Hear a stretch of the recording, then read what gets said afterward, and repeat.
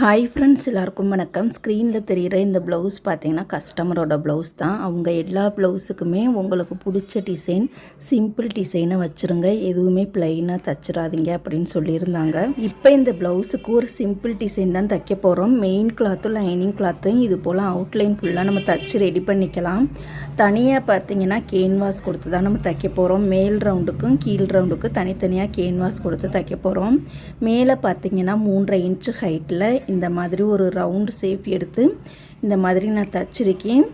படிமான தையலும் நான் போட்டு முடிச்சிட்டேன். கீழே இருக்கக்கூடிய அந்த ஷேப் பார்த்திங்கன்னா ஆல்ரெடி ஒரு நெக் டிசைன் வந்து உங்களுக்கு அப்லோடு பண்ணியிருந்தேன். அந்த நெக் டிசைனில் பார்த்திங்கன்னா பீட்ஸ் வைக்கிற மாதிரி உங்களுக்கு அப்லோடு பண்ணியிருந்தேன். அந்த டிசைனை தான் இந்த ப்ளவுஸுக்கு நான் வச்சு தைக்க போகிறேன். ரொம்பவே ஈஸியான நெக் மாடல் தான். 2 நாளாகவே பார்த்திங்கன்னா நம்ம சேனலில் ஸ்கேலப் டிசைன் எடுத்து வச்சுருக்கேன், அப்லோடு பண்ணலை. வீட்டுக்கு கெஸ்ட்டு வந்துட்டனால என்னால் எடிட் பண்ணி போட முடியலை. கண்டிப்பாக நாளைக்கு உங்களுக்கு அப்லோடு பண்ணிடுறேன். இப்போ பாருங்கள், இந்த டிசைனை அழகாக நம்ம தச்சு முடிச்சிட்டோம். பீட்ஸ் பார்த்திங்கன்னா கோல்டு கலரும் வச்சுக்கலாம், சில்வர் கலரும் வச்சுக்கலாம். நான் வந்து இப்போ கோல்டு கலர் தான் நான் எடுத்திருக்கேன். உள்ளே இருக்கக்கூடிய பகுதியிலலாம் நம்ம வந்து ஹெம்மிங் பண்ணிடணும்.